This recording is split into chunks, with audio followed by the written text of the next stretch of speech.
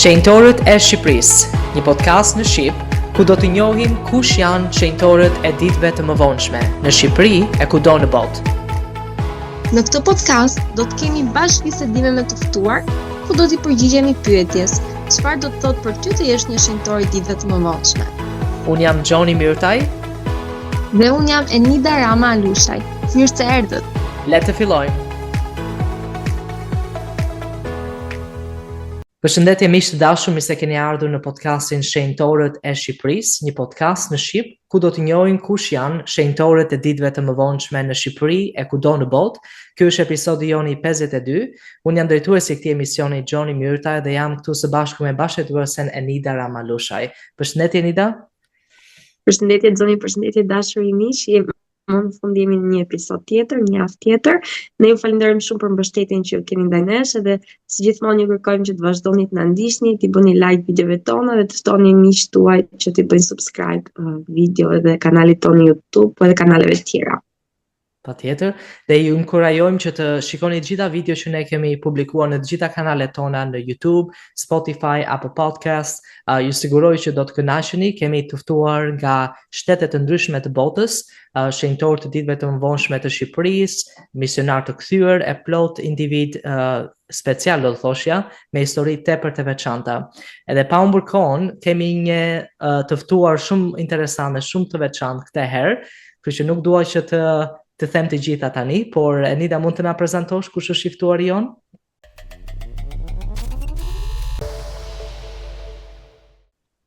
Po, me shumë kënaqësi, ne kemi një të ftuar të veçantë, quhet Giuseppe Armenise dhe ka lindur në vitin 1981 në Bari, në Itali. Është pagëzuar në moshën 8 vjeçare në vendlindje ku dhe është rritur dhe pas përfundimit të shkollës së mesme punoi në palestrën e familjes tij deri në moshën 24 vjeçare ku vendosi që të shkonte në një mision. Ai shërbeu si misionar në Shqipëri, në fakt, midis viteve 2006-2008, ku mendohet që të jetë italiani i parë që ka shërbyer në Shqipëri. Pas përfundimit të misionit, lidhi martesë me Naomin, me cilin ka dhe 2 fëmijë, Samuele dhe Emma Meredi. Ka studiuar për menaxhim sigurie dhe ku nga viti 2018 ushtron këtë profesion si drejtor sigurie në Tempullin e Romës për Kishën e Jezu Krishtit. Giuseppe, mirë se erdhe. Mirë se ju gjetëm. Shumë faleminderit që pranove këtë ftesë. Vërtet është një emocion për mua duke dëgjuar që ti ke qenë një nga misionarët e parë nga Italia që ke shërbyer në Shqipëri, por edhe nga trashëgimia e jetës tënde, eksperiencave që ti ke lënë. Kështu që pa humbur kohë, Giuseppe, unë dua të pyes pak për prejardhjen tënde. Siç e tha Enida, ti ke lindur në Bari të Italisë, që pothuajse është në jug të Italisë, shumë afër me Shqipërinë, krahas detit. Edhe doja të pyesja që si ka qenë prejardhja jote, si ka qenë jeta jote aty? Në fakt them gjithmonë se Bari është përballë Durrësit, tamam. Jem shumë afër. Dhe jeta në Bari ka qenë shumë e mirë. Mua më ka pëlqyer shumë. Besoj se në qoftë se ka ndonjë njeri që s'ka qenë asnjëherë në Bari nga Shqipëria, mund të them se e ngjan shumë Durrësit apo Shqipërisë, domethënë. Dhe ka det dhe ka plazh, nuk ka shumë e bukur për të shkuar për të bërë një çik plazh, domethënë ne zakonisht shkojmë një çik jashtë Barit, por për të jetuar ka qenë shumë vend i bukur. Un kam shkuar në shkollë, kam bërë ca gjëra atje dhe pa problem. Njerëzit në Bari janë shumë njerëz të mirë, domethënë. Në jug zakonisht ashtu janë, domethënë, janë më nuk kanë shumë ftoftë. Dhe kur kam ardhur në Shqipëri, në fakt një gjë që kam thënë gjithmonë është se e ngjan shumë, është pak a shumë si Shqipëria, nuk ka shumë e ndryshme. Shumë e ndryshme. Po, ke shumë të drejtë. Nuk jemi shumë larg nga njëra tjetra. Vetëm një det na ndan në mes. Është gjë shumë e bukur. Çfarë mund të na thuash ndoshta për fëmijërinë tënde? A mban mend ndonjë gjë nga fëmijëria jote? Nga fëmijëria ime, një gjë që mbaj është se kam qenë shumë i lumtur, duke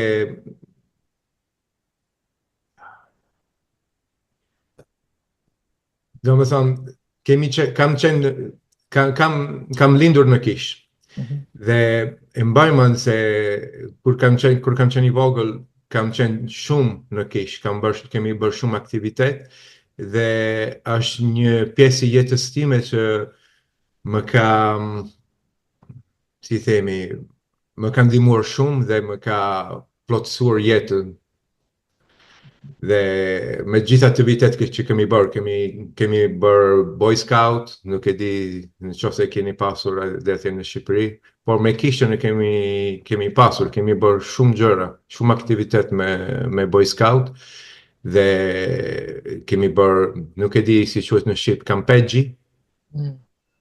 Camping, po, tamam. Dhe shumë aktivitet me të rinjt. Dhe tani ka edhe më shumë, por në kohën time më bëj mend se kam qenë shumë me shoqërinë në Kish. Jam shoqëruar shumë me të rinjt në Bari dhe në Pulja gjithmonë. Dhe ajo ka qenë pjesa shumë e madhe në jetën time dhe besoj se më ka ndihmuar shumë. Në fakt, besoj se do më thonë, është një nga gjëra më të rëndësishme në jetën time, se jam në Kish sot edhe sepse kam jetuar në të mënyrë, do më thonë. Shumë gjë e bukur kjo, që ke patur eksperienca shumë të vlefshme. Dhe doja ndoshta të pyesja në lidhje me familjen tënde, se na kanë thënë që ti ke motra dhe vëllezër, si ka qenë marrëdhënia jote me familjen? Ka qenë shumë e bukur, ka qenë shumë e mirë, edhe shumë e vështirë gjithashtu, se kemi qenë shumë. Jemi shumë. Tani, do më thonë, unë jam më i madh dhe jemi 3 vëllezër dhe 2 motra. Dhe në fillim, kur kemi jetuar në një apartament jo shumë i madh, me 5 fëmijë, ka qenë shumë e vështirë. Por është normal, besoj se kishte për të luftuar gjithmonë me vëllain, me motrën, dhe por ka qenë edhe shumë e bukur se kur ka shumë njerëzit, ka po shumë rumoj, po edhe shumë lumturi, domethënë, ka shumë gjëra që kemi bërë së bashku gjithashtu. Edhe sepse, do më thonë, babi im ka punur shumë për ne, se ishim shumë, dhe nuk na ka munguar asnjë gjë, do më thonë, ndonjëherë. Prandaj, kam qenë gjithmonë shumë mirënjohës për të. Po, shumë bukur. Unë në fakt dua të shpëndaj një foto, më pëlqen shumë kjo foto që ti na ke dhënë për të shpëndar, se unë sa do herë që shikoj fëmijë të vegjël ose bebe, të jep ndoshta një perspektivë të jetës tënde. Kur ti shikon këtë foto, çfarë të vjen në mendje gjë e parë? Që isha në që kishë ndoshtë, më thënë, kër isha i vogël. Buçka.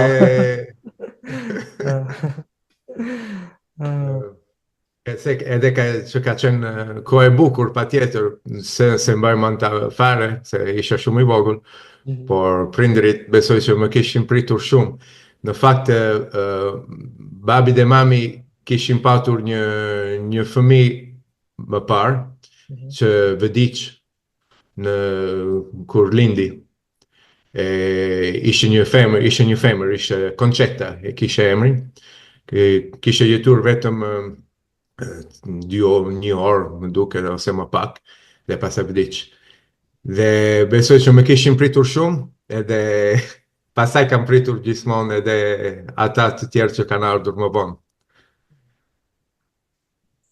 Pra, dashuria e prindrit është gjë më e bukur, se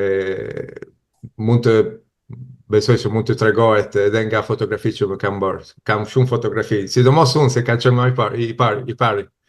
Por, jo që më duan më shumë, por kishin më shumë, si themi, vëmendje. Era la novità, no? Një gjë edhe e bukur. Mendoj që i ka qenë një bebe shumë e bukur, jo i shëndos. Se shqiptarët duan bucka fëmijët.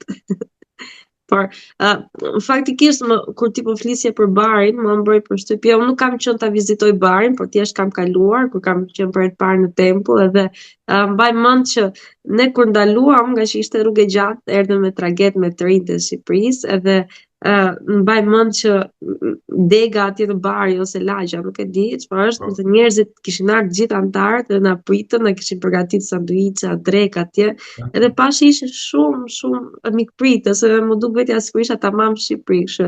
Edhe ndjej sa herë që kur shkojmë në tempull dhe ti na pret ne kur vim grupe shqiptare, edhe më duket tamam se kemi me plot kuptimin një vëlla shqiptar që na pret, prandaj ndoshta është edhe nga vendi. Kështu faleminderit edhe për mikpritjen Giuseppe. Faleminderit juve. Doja të flisnim pak, ti na tregove që prindit e tu ishin antar, edhe ti rredimisht ke lindur në Kish. Na trego pak, e bën më të lehtë kjo gjë rrugtimin në Ungjil që ti ke lindur në Kish? Nuk e di tamam sepse nuk e kam provuar si mund të jetë, domethënë, pa qenë antari që ka lindur në Kish. Por besoj se i kam provuar edhe ato gjëra që provojnë edhe njerëzit që janë jashtë Kishës, domethënë, kur kanë qenë i ri, kam jetuar, kam qenë gjithmonë në Kish, shkoja gjithmonë në Kish edhe çdo dielën, domethënë shkoja në Kish, por kam qenë edhe me shokët jashtë Kishës. Kam qenë zakonisht shumë çuni mirë, por edhe i kam dëgjuar, i kam parë ato gjëra që janë jashtë Kishës, domethënë, kam jetuar një çik në botë për të parë një çik si është bota.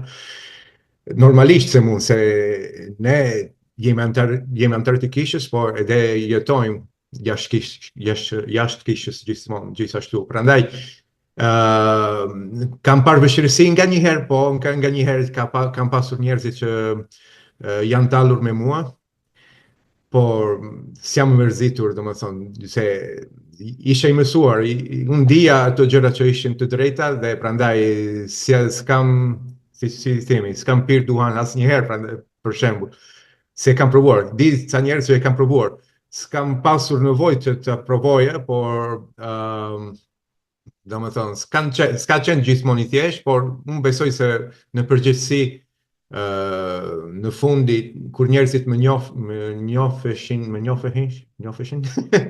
më respektonin gjithashtu dhe kam pasur shumë shokët edhe jashtë Kishës, edhe kam bërë shumë gjëra, kam dalë me shokët, kam qenë në disco, kam qenë në pub me ta dhe kam qenë kohë e bukur edhe në të kohë, po, tamam. Në fakt ata janë të gjithë antarë, por atë kishte edhe shokët që nuk janë antarë të Kishës. Por po, kam pasur shumë u gëzoja shumë duke kënguar gjithashtu, no? Jo. Dhe atje ishte karaoke. Zbulon një talent këngë. Këndonim në të kohë, por më duket ndoshta ishte YMCA nga Village People. Zbulon që pas këtë talent këngë. Jo, s'jam i mirë, por përpiqem. Pëlqen. Shumë faleminderit që na tregove një pjesë të fëmijërisë edhe si e njohur me Kishën, po Giuseppe, unë gjithmonë faktikisht jam kurioze se unë nuk kam lindur në Kishë dhe e kam njohur kur kam qenë adoleshente Kishën, edhe jam gjithmonë kurioze për ata që janë të lindur në Kishë. Si ka qenë momenti, sepse prindit e tu e kanë zgjedhur që të bashkohen me Kishën dhe ti detyrimisht ke lindur. A ke kërkuar, si ka qenë kjo marrja e dëshmisë? A ke pasur gjithmonë dëshminë apo ke kërkuar të vërtetën edhe vetë? Tamam, në fakt po flisje për këtë gjë, nuk e mbaj mend kur tamam, por këtu në Itali flisnim ndoshta me të rinj. Dhe thosha se unë besoj se është sikur e kam ditur gjithmonë se Kisha ishte vërtet, se Joseph Smithi ishte profeti i Perëndis. por kam pasur një kohë në jetën time kur kam pasur nevojë ta dija tamam, të caktoja tamam çfarë do të bëja në jetën time, çfarë qëllime do të kisha unë në jetën time. Se kam jetuar duke ditur këto gjëra, duke lexuar një çik librin e Mormonit, por kam pasur një kohë se është koha kur e kam caktuar që do të isha një si themi, një dishepull i Jezu Krishtit më i mirë, dhe ka qenë kur isha pak a shumë 20 vjeç. 20 vjeç, po. 20-21 pak a shumë. Dhe në atë kohë, mbaj mend se kam bërë një çik më shumë, kam bërë më shumë lutje për të kuptuar tamam, për të caktuar tamam nëse është gjë e mirë për mua të vazhdoja në kishën, të vazhdoja me ungjillin e Jezu Krishtit, apo të bëja ndonjë gjë tjetër. Dhe mësoja në të kohë, nëpërmjet lutjes, se ungjilli do të ishte rruga më e mirë për mua. Dhe atëherë caktova ca qëllimet për jetën time. Një prej tyre ka qenë që kisha caktuar që desha të martoja te tempulli. Dhe prandaj kam vazhduar të kërkoj për një vajzë që është antare kishës. Dhe duke bërë në të kohë, pra domethënë mora një dëshmi më si themi, profonde, më të thellë dhe të madhe. Tamam. Dhe më kanë ndihmuar shumë, se pastaj kanë ndodhur sa gjëra që më kanë dërguar edhe në Shqipëri, domethënë. Është interesante, do thoshja, këta njerëz që ose antarë që thonë jam lindur në kish, ne domosdoshmërisht mendojmë që ka qenë shumë e lehtë për ta, sepse automatikisht ti mund të kesh një besim ose një dëshmi, por siç e dim vetë, domethënë nga ungjilli i Jezu Krishtit, ne të gjithë duhet të kërkojmë për të vërtetën, duhet të kemi një si thua dëshmi vetjake. Edhe pavarësisht se je lindur në kish apo ke ardhur nëpërmjet misionarëve apo familjes, unë mendoj që të gjithë jemi të barabartë, edhe kërkojmë atë si thua dëshmin ton për të vërtetën. Kështu që faleminderit që ndave këtë eksperiencë, se është shumë e bukur ta dëgjoja. Pyetja ime radhës për ty, Giuseppe, është në lidhje me përvojën tënde në lagjen që ti ke jetuar. Fillimisht ti ke qenë në lagjen e Barit dhe më pas je transferuar aty në Rom. Mund të na thuash pak a shumë ndryshimet që ti ke hasur nga lagje të ndryshme, ka patur ndonjë ndryshim të madh?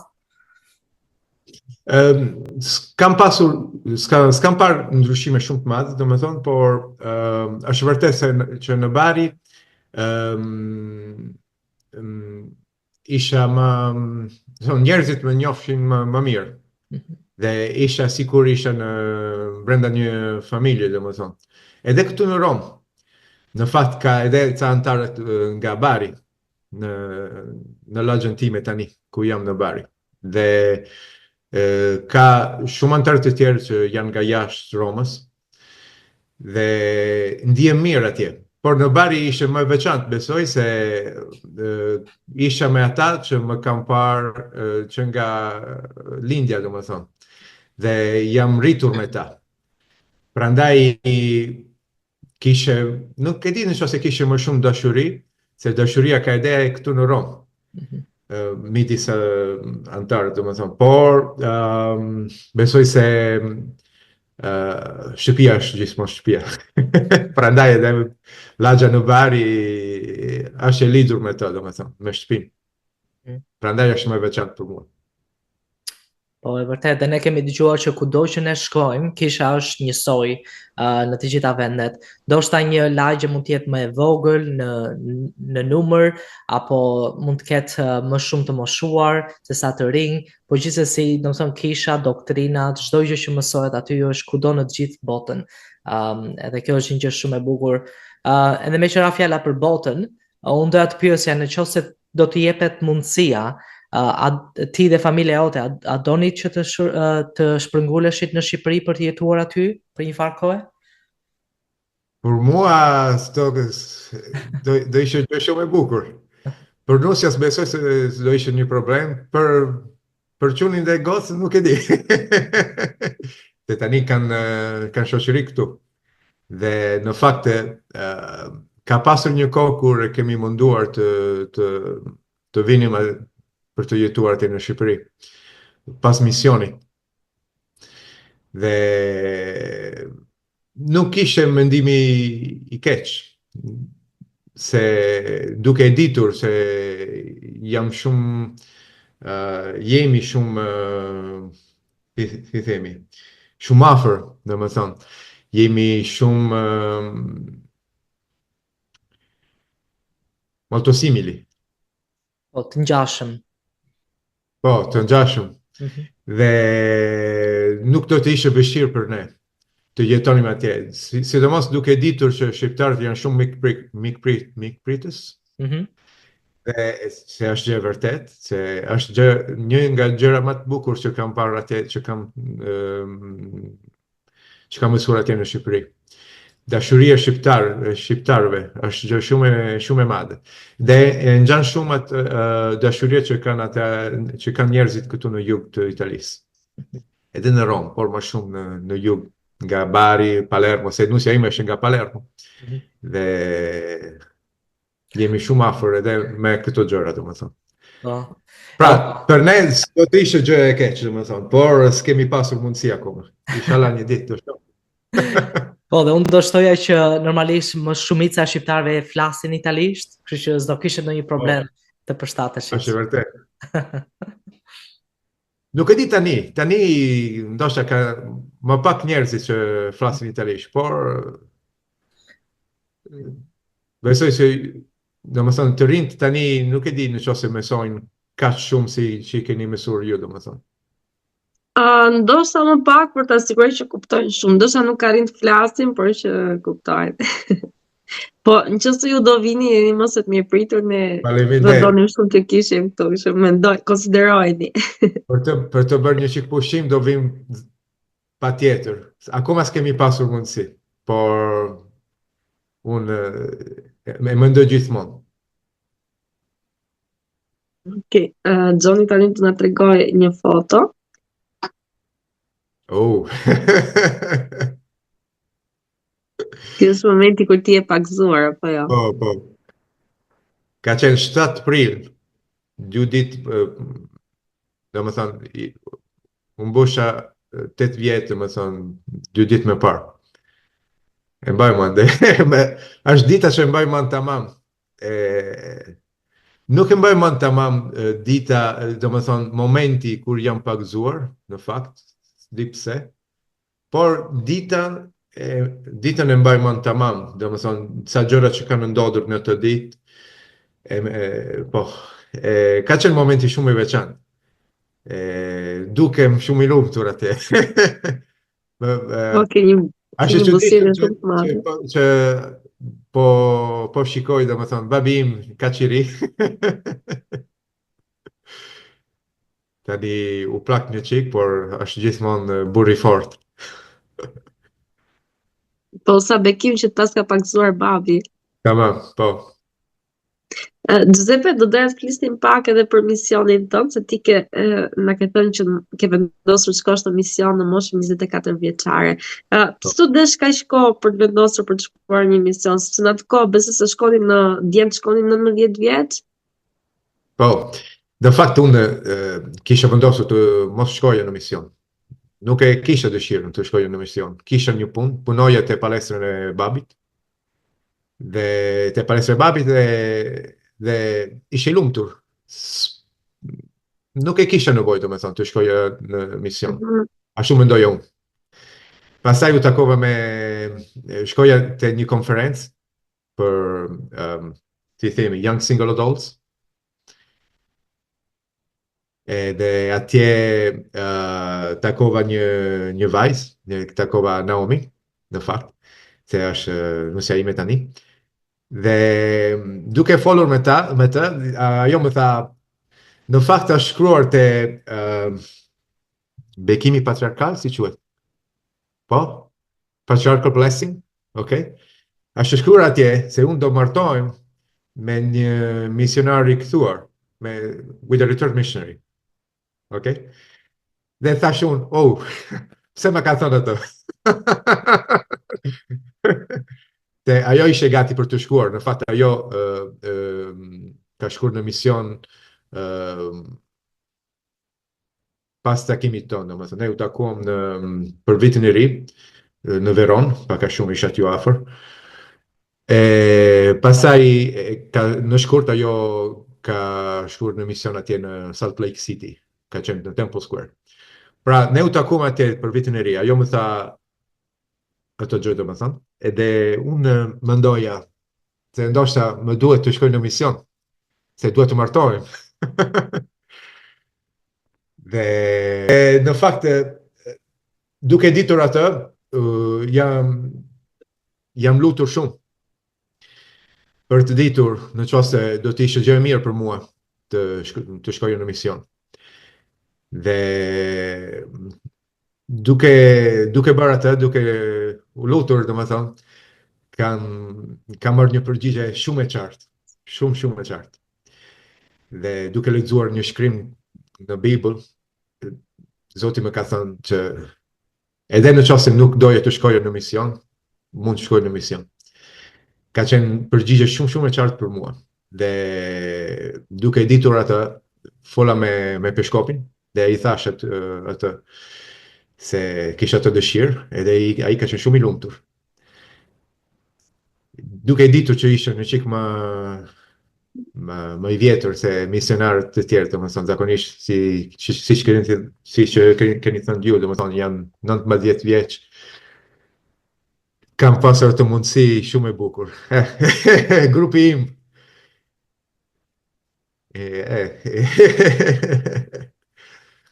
Ka qenë shumë grupi i mirë. Në Amerikë, në Provo kam qenë me Ellingson, Stewart dhe Christopherson, dhe me Motra Webb, se nuk është në këtë fotografi, se ajo kishte mborur një çik më parë. Dhe pastaj atje kam takuar Pecho dhe Motra Armstrong dhe të tjerë, domethënë. Dhe ka qenë momenti shumë i bukur. Me Motra Armstrong kam qenë në Elbasan, në fakt. Në të njëjtën kohë, domethënë. Unë mendoj shumë e bukur kjo historia jote të vendosit për të shkuar mision, po për çështjen që ke qenë më i vjetër, mendoj ke qenë më i maturuar dhe ndoshta ka qenë më mirë kështu që ndoshta të ndihmoj edhe të tjerat. I temi, unë mi sentivo giovane come loro. Ndjesh i ri si ata. Po ke qenë i ri, ke qenë.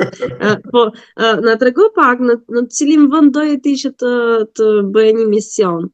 A një Shqipërinë, çfarë reagimi pate kur mësoj të shkoj në Shqipëri? Unë e njohja, domethënë, e dija ku ishte Shqipëria, kishte dëgjuar shumë gjëra për Shqipërinë, domethënë shqiptarët kanë ardhur në Itali me 1991 dhe kanë ardhur në Bari dhe në Brindisi. Dhe nga ato kohë domethënë kam mësuar. Më parë se dija çfarë ishte Shqipëria. Kush ishin shqiptarët, si kisha dëgjuar asnjëherë. Nga ato kohë domethënë, nga ajo kohë kisha mësuar një çik dhe ka qenë një çik më vështirë për shqiptarët këtu në Itali në ato kohë. Kishin një çik racizmo. Besoj që ka qenë normal se nuk ju njohshim, domethënë. Tani shqiptarët janë tamam si italianët këtu në Itali, ka shumë. Dhe kur unë desha të shkoj në mision, kur unë vendosa që të shkoj në mision, desha të shkoja në një vend kur mund të mësoja më mirë anglisht. Dhe kam menduar gjithmonë që ndoshta mund të shkoj në Amerikë, në Australia, në Angli, në ndonjë vend kur mund të mësoj anglisht, domethënë, edhe kisha menduar për këto vende të ndryshme. Asnjëherë do të kisha menduar për Shqipërinë, domethënë. Dhe pra jam lutur shumë për të shkuar në një vend kur mund të mësoj anglishtën. Dhe pasaj kur erdhi, në fakt unë në shkollë kisha mësuar edhe një çik frëngjisht, por se kisha shef fare. Dhe nuk e kisha shkruar atje si themi, te dokumenta, që kisha përgatitur për të dërguar atje në Amerikë, dhe pastaj atje kam caktuar ku të shkoje unë. Dhe kur më erdhi thirrja për të shkuar në Shqipëri, si themi, u çudita shumë, se nuk e dija që kishe edhe një mision atje, tamam, në The Albania Tirana Mission, se dija fare, isha shumë ignorant. Dhe u çudita shumë dhe mendoja, në Shqipëri, por si do mësoj anglisht atje? Dhe ka qenë shumë i çuditshëm për mua, se nuk ju njohja fare. Por pastaj mbaj mend, në Durrës. Pastaj mbaj mend se duke menduar shumë për thirrjen time, në të ditë, tamam, më erdhi një dëshmi tamam që ishe vendi i drejtë, vendi i drejtë për mua. Kisha ndjerë një dashuri për shqiptarët që nuk e njohja fare, që më erdhi patjetër nga Zoti, që më kishte dëshmuar, domethënë, se është vendi i drejtë për mua. Dhe atje është në Durrës, është edhe atje kam shërbuar, dhe ka qenë edhe atje shumë vend i bukur për mua.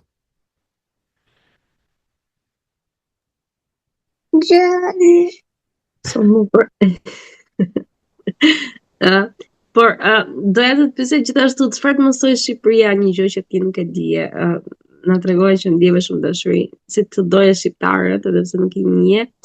Nëse mund ta tregosh edhe një ushqim që ti të mungon, një ushqim shqiptar. Byrek.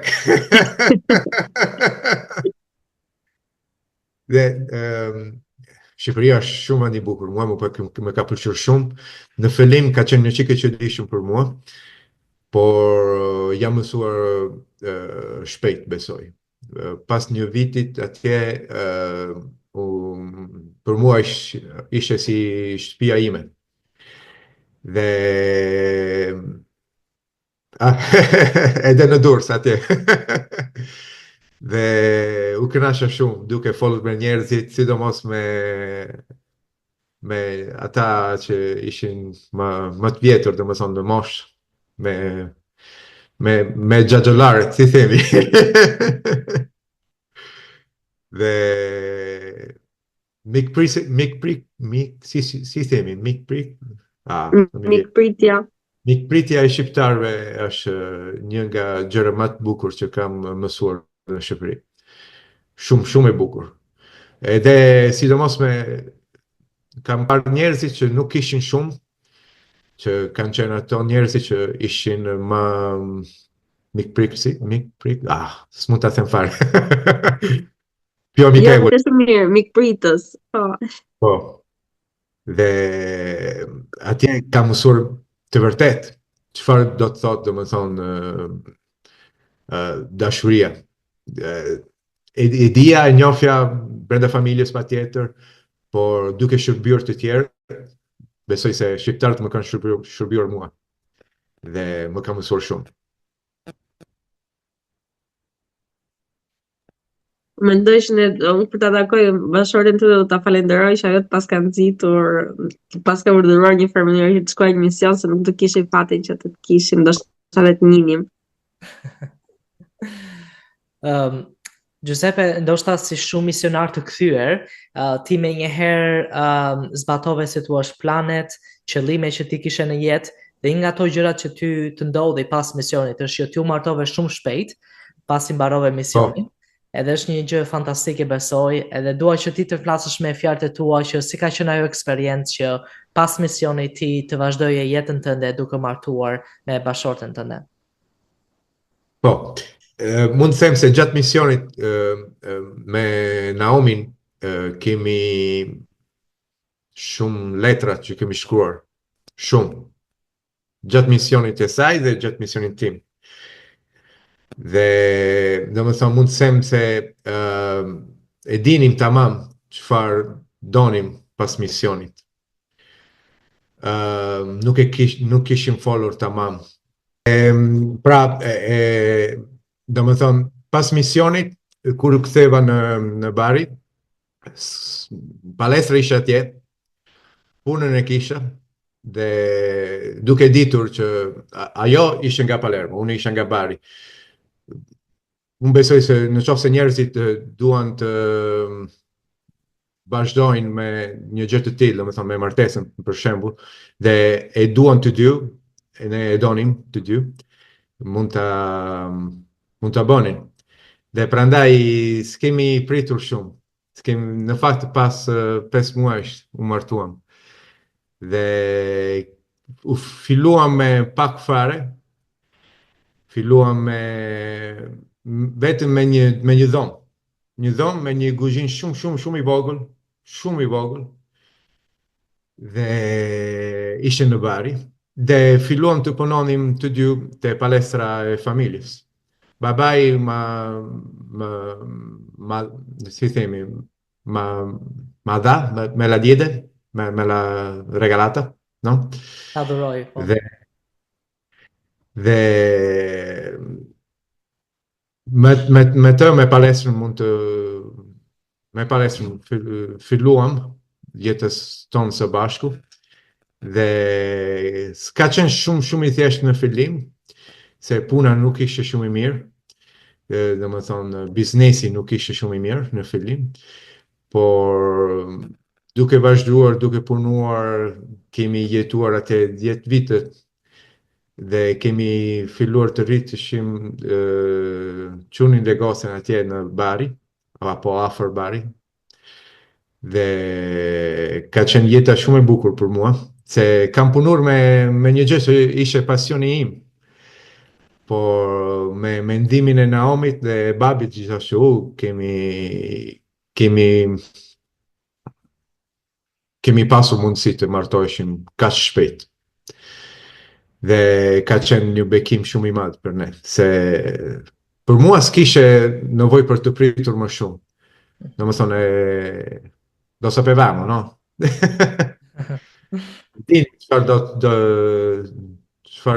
Che cosa volevamo? Kamarur Shqipër. Po s'ka gjë, e flet shumë bukur. Përpiqem me shumë gabime, por pa problem. Unë doja të po, do thjesht të theksoja diçka tek ajo eksperjenca që ti po shpjegoje për martesën, sepse ti po thoshe që ishte shumë e vështirë, si dy të rinj, që të filloni martesën, por ne dim edhe në Shqipëri shumë çifte të reja kur martohen duhen që të sakrifikojnë shumë. Kemi dëgjuar histori që ata jetojnë me prindrit për një farë kohe sa të sigurojnë një shtëpi me qira e me radhë. Në fakt, ashtu ka qenë me ne. Po, e shikon, do të thënë nuk është e lehtë, por ju keni bërë gjën e dur. Edhe unë do të përgëzoja për këtë, sepse duke mbaruar misionin, ti e di shumë mirë që aty fillojnë sfidat e vërteta, edhe kjo ishte ndoshta edhe pyetja që do kisha për ty, që a kishte ndonjë sfidë tjetër që ti u përshtate pas misionit? Tamam. Sfidë tamam nuk e di. Ne filluam martesën duke ditur që Naomi s'mund të kishte një problem që nuk mund të non poteva avere figli. Nuk mund të kishte fëmijë. Po. Pra ne filluam martesën duke ditur atë. Dhe është e vërtet për shumë çiftit, domethënë, fatkeqësi. Dhe ne filluam duke ditur atë, edhe ka qenë një çik e vështirë në fillim. por pastaj nuk ishte vërtet, shqyr. Dhe na erdhin 2 fëmijë. Pastaj kemi pasur unë s'kisha shumë dëshirë të, si themi, non volevo altri figli, dopo questi Nuk 2. bëhe fëmijë të tjerë. Po, dhe duke ditur atë, na erdhi një fëmijë tjetër në 2017 dhe nuk ishte, non arrivò alla fine, purtroppo ha abortito al quarto mese.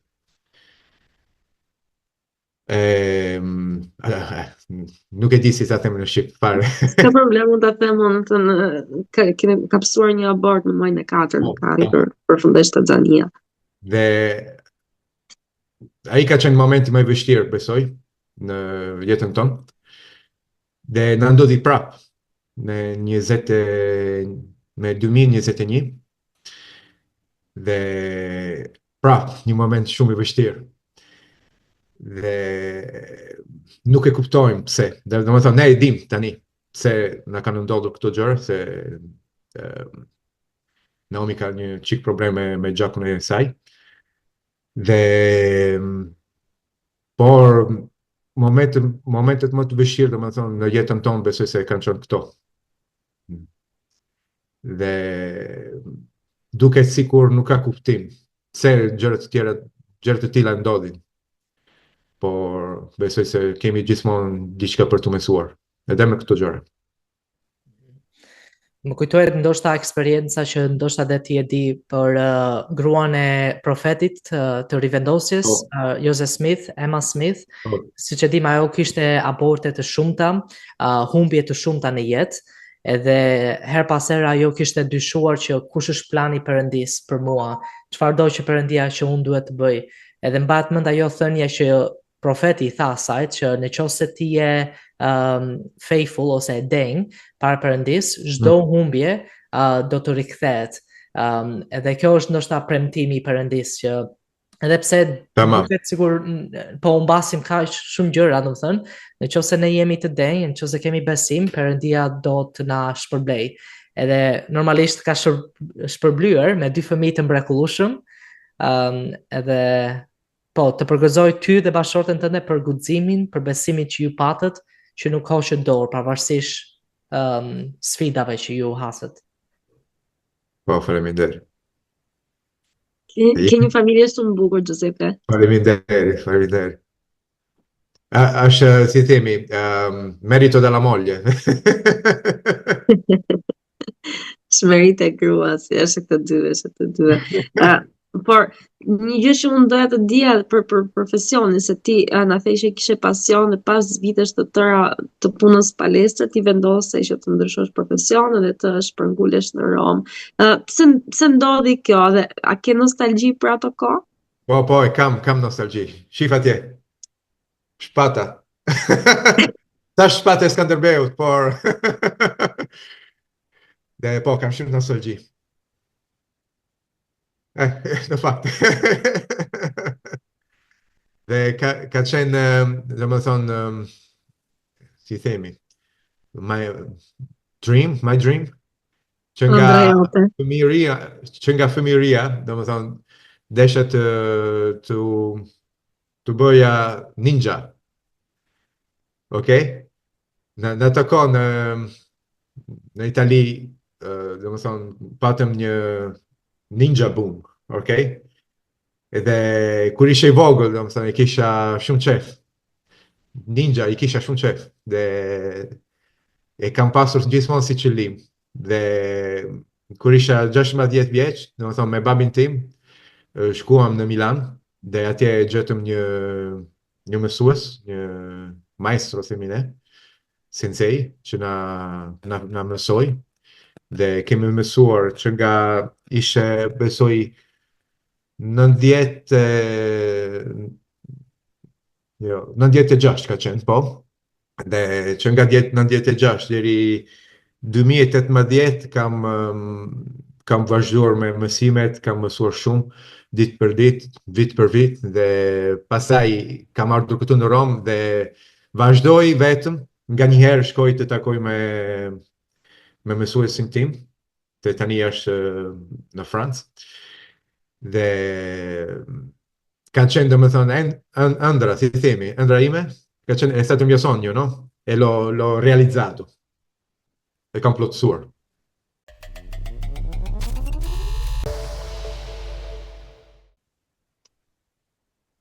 Bukur.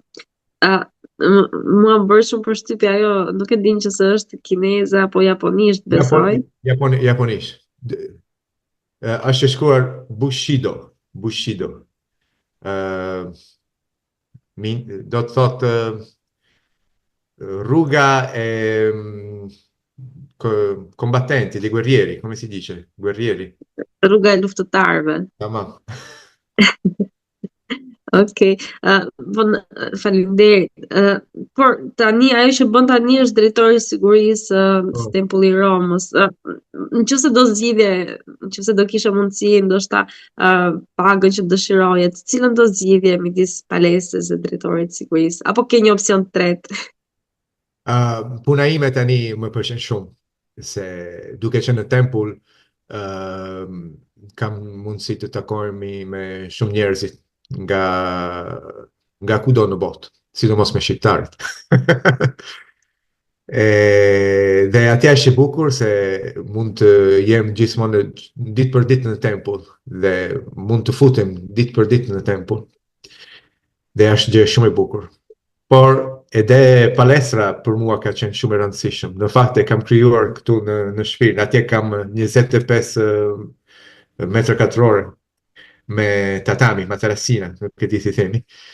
Dhe trajnoj vetëm atje dhe akome vazhdoj. Nuk e di nëse desha të vazhdoj me palestrën, me punë, tani për tani, por ndoshta është gjë që mund të vazhdoj së bashku, domethënë paralelamente, okay?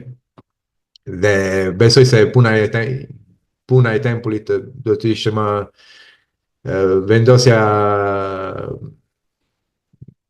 domethënë më e drejtë për mua tani. Mendoj që kjo është një punë e mrekullueshme, shpesh e jetë bashkëshortit tim Samir do ishte sikur të jetonte në Rom. Më duket mrekulli kjo që ti the që mund të shkoj për ditë në tempull, dhe më duket mënyra më e mirë të jetuarit. Nuk mendoj që ka, me siguri ka sfidat e veta, se çdo gjë është e vështirë, po më duket mrekulli që të shkosh dhe të forcohesh në tempull. Po do them se është një bekim shumë i madh. Dhe për ne që jetojmë këtu. Pra, ndihem shumë i bekuar dhe me fat gjithashtu. Po, është vërtet, ne kemi shumë opsione për të jetuar në vende të ndryshme dhe më pëlqen që një nga arsyet pse ju lëvizet në Rom ka qenë ndoshta të jeni afër tempullit të Romës, që është një tempull shumë i bukur edhe të jesh pranë ungjillit. Kjo ka rëndësi. Unë mbaj mend kur kisha mundësinë që të jetoja jashtë vendit, gjëja e parë që po shikoja në internet, po shikoja që ku është lagja më afërt ose ku është kisha më afërt, sepse nuk dua që të jetë shumë larg prej kishës apo shumë larg prej tempullit. Edhe kjo është një gjë shumë e bukur. Unë doja të pyesja në fakt tani për një nga gjërat që ti trashëgove nga misioni është gjua shqipe. Edhe para se të thuash që nuk e flet shumë mirë, unë të siguroj që e flet shumë bukur, ndoshta më mirë se sa disa mund të flasin gjuhën italiane. Doja të dija nga ana jote, si e ke përmbajtur gjuhën shqipe? Ka patur ndonjë gjë që ti bën që të ruash gjuhën shqipe? Në fakt s'boj gjë fare.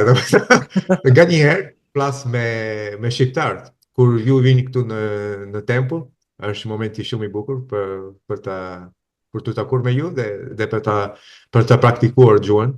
Pastaj është një shqiptar këtu që punon me ne në tempull.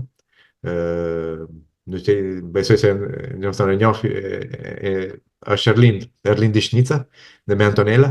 Pra shoqëra ata janë këtu dhe nga njëherë flas me ta. Dhe është momenti shumë i mirë gjithashtu për të praktikuar. Ta janë shumë të mirë, tamam si shqiptarët zakonisht, prandaj Duke folur me ta, domethënë, ndoshta besoj se më kanë ndihmuar shumë. Dhe s'boj asnjë gjë tjetër. Librin i Mormonit e lexoj në italisht. Tani po e lexoj në anglisht se dua të si themi, migliorare, no? Dua të bëj më mirë gjuhën. Dhe s'boj asnjë gjë tjetër. Prandaj them, nuk jam shumë i lumtur për të thënë se di se kam një gjë që mund ta humb dhe nuk dua ta humb fare. Dhe shpresoj që kur do ta humb, por duke qenë këtu di që kam mundësi të flas nga një herë dhe mund ta mbajtur një çik. Dhe unë vërtet të përgëzoj që e flet gjuhën shqipe edhe pas kaq shumë vitesh. Normalisht është një gjuhë shumë e vështirë. Unë nëse do të krahasoja italishten dhe shqipen, shqipja vërtet është shumë e vështirë për të mësuar. E kam hasur edhe vetë kur jetoj në jashtë Shqipërisë, nuk kam mundësi që ta praktikoj, edhe është shumë e vështirë që ta ruaj atë gjuhën, por ti ke bërë një punë fantastike, kështu që përgëzimet e mia për atë. Dua që të flasim pak edhe për bashorten tënde, siç na folëm më përpara, kur ju martuat, ju të dy kishit mundësi për të shërbyer misione me kohë të plotë. Nuk e di ku bashortja jote ka shërbyer misionin, në çfarë vendi? Ajo ka qenë Salt Lake City, Temple Square. Oh, interesante, shumë larg nga shtëpia. A mendon që kjo ka ndikuar në lidhjen tuaj? Se jam shumë kurioz, besoj dhe Nida është kurioz që nëse dy partner kanë shërbyer mision, ju dini si janë rregullat, si janë ato metodat e misionit, a ju kanë ndihmuar në marrëdhënien tuaj? Besoj se po. Në fakt, ajo kur ka qenë në mision atje në Salt Lake City, në Temple Square, dhe unë kam shkuar atje në provo për MTC, dhe ajo më ka treguar, unë kam shkuar atje në Temple Square, dhe ajo më ka treguar domethënë Temple Square, më ka bërë një tur, dhe kemi mësuar shumë nga misionet tona, dhe besoj që na kanë ndihmuar, besoj se po, se domethënë kemi mësuar jo vetëm nga rregullat, por nga si mund të jetojmë ditë për ditë ungjilin në jetë, si mund ta kemi në jetën tonë, domethënë. Dhe misioni ka qenë një instrument, si themi, instrumento, tool, shumë i rëndësishëm besoj. Na ka mësuar shumë. Shumë e vërtet. Edhe ndoshta kjo ju ka ndihmuar dhe pasaj të jeni si prindër ndaj fëmijëve tuaja. Çfarë ke mësuar ti personalisht duke qenë babai i dy fëmijëve? A ka patur ungjilli ndonjë ndikim se si ti të rrisësh fëmijët tuaj? Po, kur erdhën fëmijët, domethënë kur kanë qenë të vegjël, ka qenë më thjesht. Pastaj kam mësuar se nuk e dija tamam si të isha një prindër. Dhe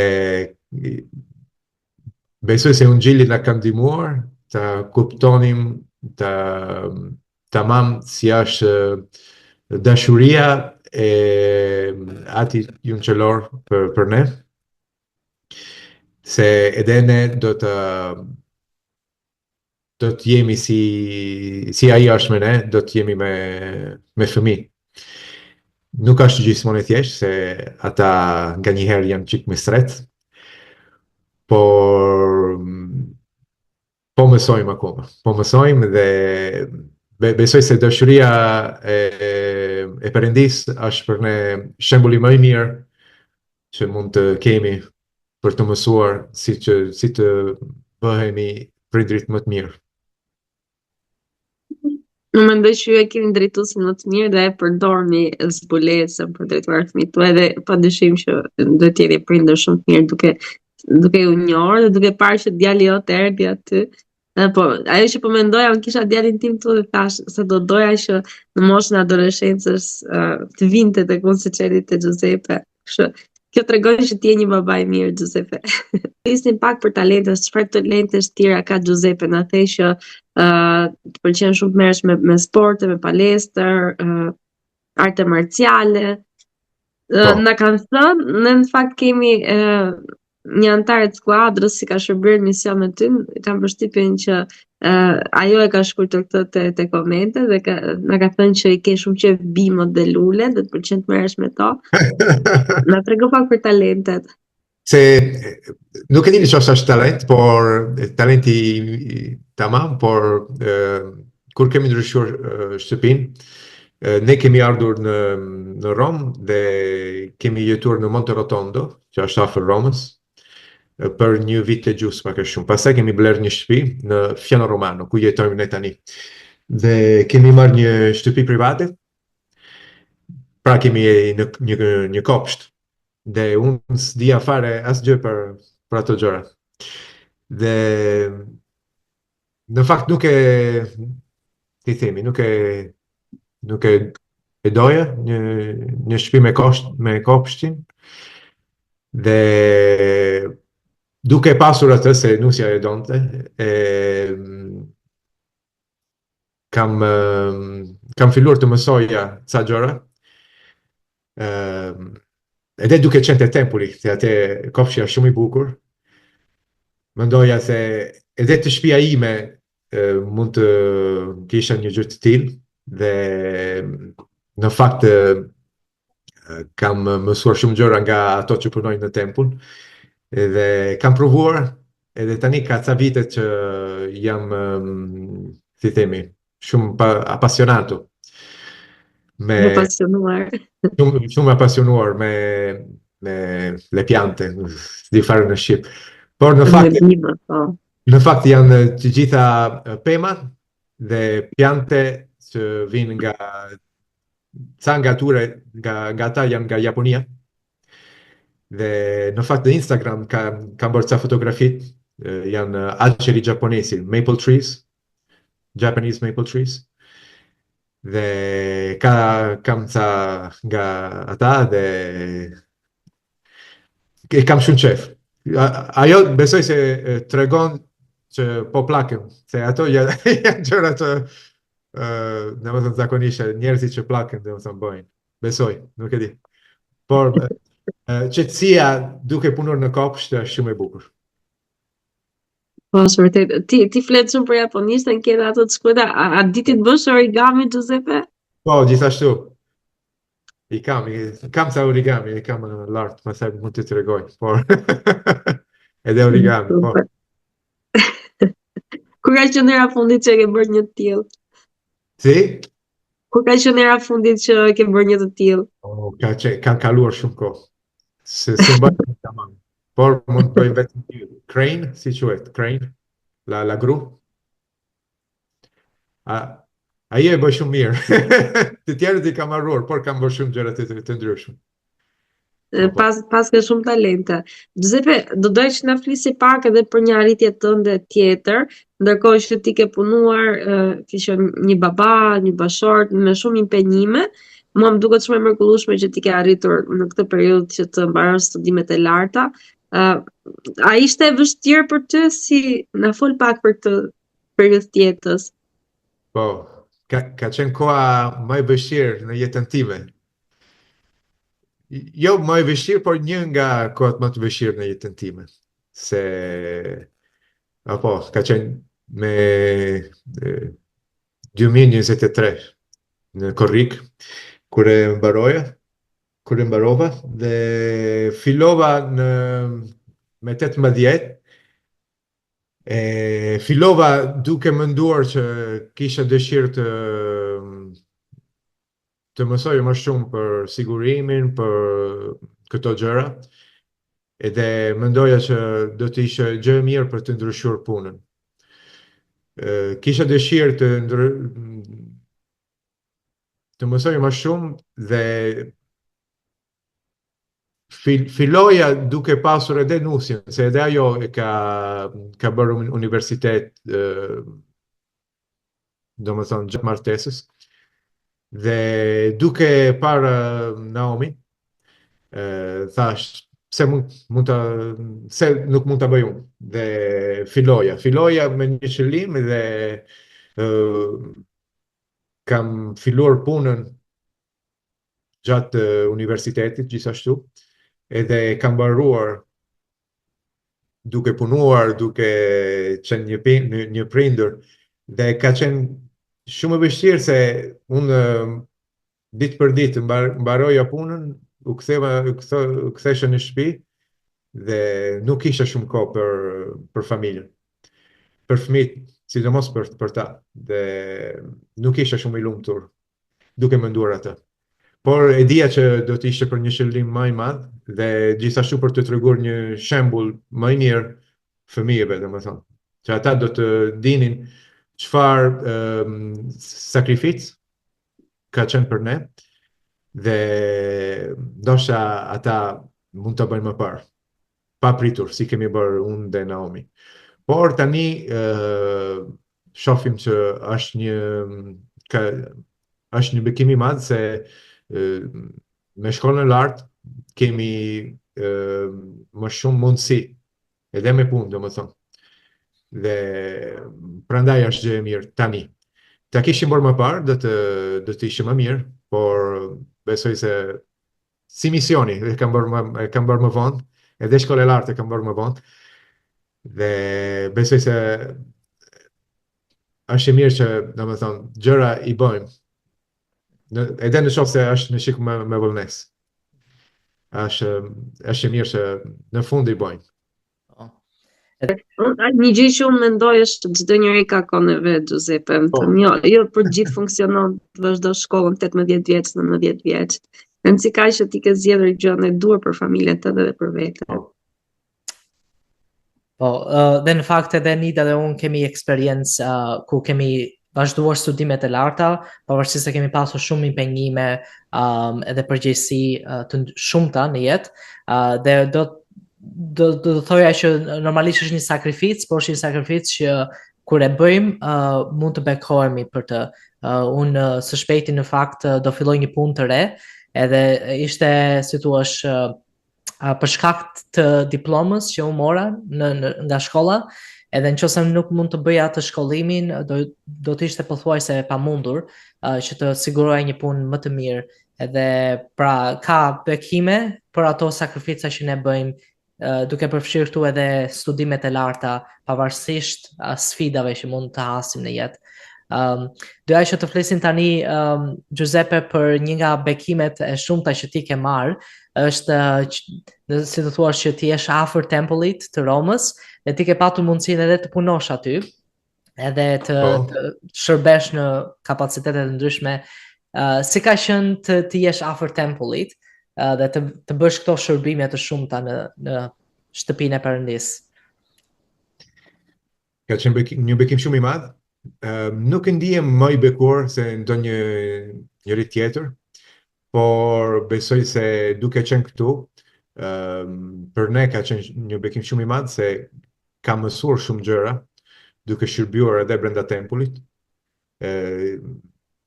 Mund të them se kam shërbyer brenda tempullit vetëm me shqiptarët. Kur vinë shqiptarët këtu, unë jam gjithmonë gati atje për të ndihmuar, dhe për mua ka qenë një bekim shumë i madh. Mund të them se ka qenë një shikë vështirë ca herë, se kam folur në shqip, pa ditur çfarë domethënë po thoshe, se nganjëherë ka ca fjalë shumë të vështira atje brenda tempullit, se nuk janë të përdorur zakonisht jashtë tempullit, por ka qenë një eksperiencë shumë e bukur domethënë të punoj atje me shqiptarët. Në fakt nuk shërbej shumë. Presidenti i tempullit më tha, fratello Armenise, do të vish një çik më shpesh këtu për të punuar në tempull. Dhe nganjëherë është vështirë të shkojmë atje, se jemi atje ditë për të punuar dhe nuk jemi shumë afër, por kam një qëllim këtë vit të shkoj atje të paktën një herë për javë apo një herë për muaj. Jo për të shërbyuar tamam, por vetëm për të futur për të bërë ca ordinanca, do të ishte dëgjë e mirë.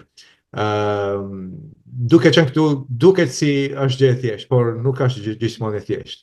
Edhe është një gjë që kam parë edhe me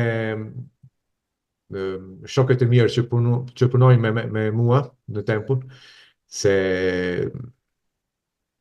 mund të futemi në tempull për të ndihmuar, për të punuar edhe për të bërë ordinancat, por nga një herë s'ka shumë kohë. Dhe besoj se vetëm duhet të planifikoj më mirë, dhe pastaj Zoti do bëj puna e tij për të na ndihmuar. Por them se çdo herë që futemi në tempull, ndihemi frymën e shenjtë. Shpirti i Zotit është gjithmonë atje. Është një gjë që mund të ndjejmë gjithmonë që u futemi atje. Edhe është shumë gjë e bukur.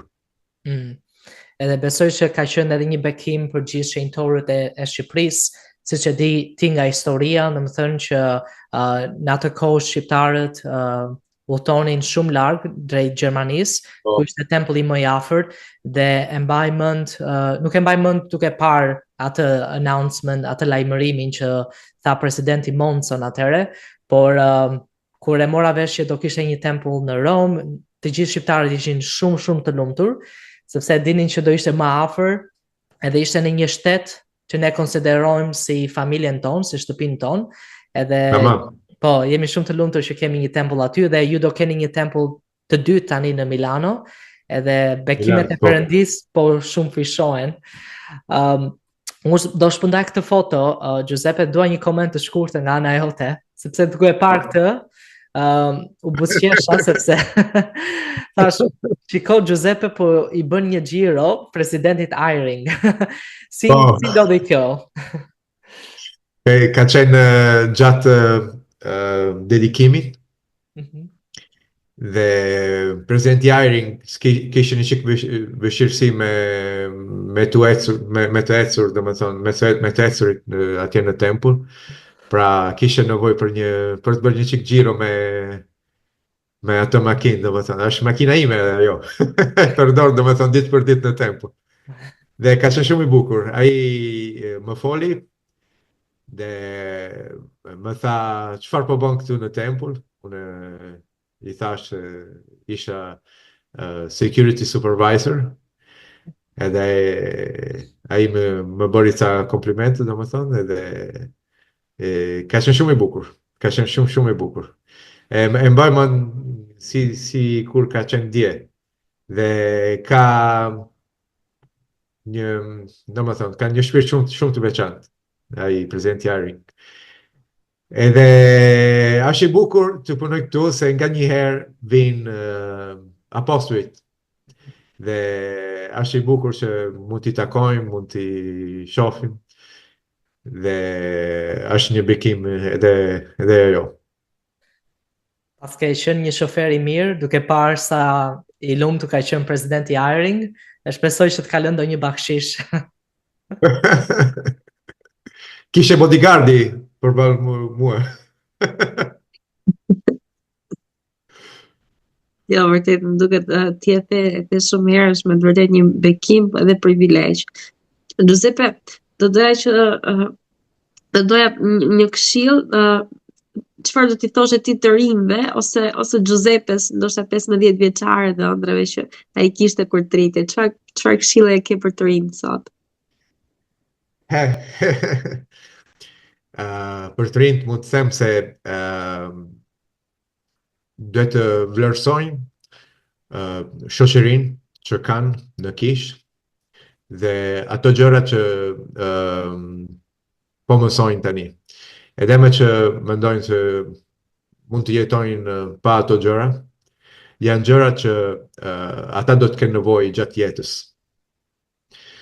Se jeta është gjë e bukur, ne jemi këtu për të qenë të lumtur, por jeta ka edhe vështirësi. Dhe duke kenë një drejtim, duke ditur që kemi një një Zot, një atë në qel që mund të na ndihmoj gjithmonë, ditë për ditë, kur jemi mirë dhe kur nuk jemi mirë. Duke ditur atë, jeta jon mund të jetë më e sigurt. Në fakt jemi shumë të lumtur unë dhe Naomi, se dim se shqiptarët do vinë këtu në Itali këtë vit për FSY, nuk e di nëse kam marrë vesh, dhe jemi shumë të lumtur që ne jemi thirrur për të punuar me ta. Dhe shpresoj që do kemi mundësi si themi, che possiamo trasmettere. Të transmetoni. Po, transmetojmë dashuria jon, por sidomos dashuria e Perëndis, dhe gjithashtu që mund të mësojnë ato gjëra që ata kanë nevojë për jetën e tyre, që mund të kuptojnë si mund të përdorin Krishtin në jetën e tyre. Se Jezu Krishti besoj se është, domethënë, gjë më e veçantë dhe e rëndësishme që kemi në jetën tonë. Dhe domethënë e them prapë, nëse mendojmë se nuk I kemi nevojë, ju dëshmoj se e kemi nevojë dhe kam pasur nevojë gjatë jetës time, edhe edhe unë kam menduar që mund të jetoja pa Ungjilin. Nga një herë kam menduar kur isha më I ri, kam bërë gabimet e mia, por as tamam për shkak të Krishtit, se tani jam I lumtur. Është për të se tani mund të them se kam një drejtim në jetën time. Dhe prandaj është dhurata më e madhe se aty që Lord na ka bërë, Jezu Krishti. Dhe besoj dhe shpresoj që mund të mësojmë këto gjëra tani, edhe pastaj mund të mendojmë që mund t'i harrojmë, por janë gjëra që nuk mund të harrojmë, kur mund t'i harrojmë. Dhe në fakt, me të vërtet, jam shumë të lumtur se të rinjtë nga Shqipëria, nga Kosova, nga Maqedonia mund të vinë këtu në Itali, në Korrik. Dhe s'mund të pres t'i takoj të gjitha. Çfarë privilegji, do të jetë shumë bekim, ndoshta edhe për ju, pavarësisht sfidave, por besoj edhe për të rinj do jetë shumë bekim, kur ato të zbulojnë që dikush atje do flas shqip, do t'i kuptoj. Dhe jam e lumtur që keni marrë këtë thirrje. Giuseppe, do doja të të bëja tani pyetjen e fundit, fatkeqësisht jemi në minutat e fundit. Do doja që të na tregoje se çfarë do të thotë për ty që ti jesh në shenjtor ditët më vonshme. Për mua do të thotë se si është shkruar në Mosia, do të thotë se unë kam caktuar që jam një dishepull I Jezu Krishtit, që jam gati për të ndihmuar kur kam nevojë për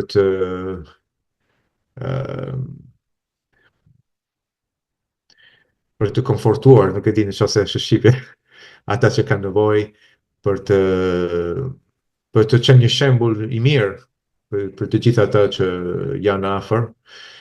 Dhe sidomos për mua është një gjë shumë e veçantë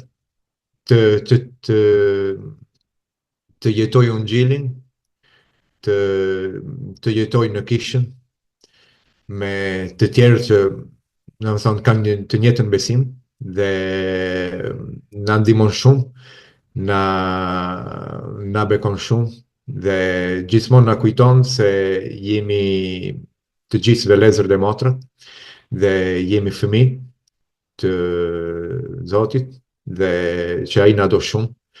Dhe të jem një shëntor I ditëve të mëvonshme për mua nuk është gjithmonë e thjeshtë, se nuk ndihem tamam idein, domethënë besoj se kam akoma shumë për të mësuar, por jam shumë I rinjohes se kemi mësuar që mund të si themi, perdona, possiamo pentirci, keq fare kam harruar. Pendohemi. Kish atëherë, mund të pendohemi ditë për ditë dhe për shkak të Jezu Krishtit. Dhe prandaj jam shumë i rinjohes për shembullin e tij, si themi,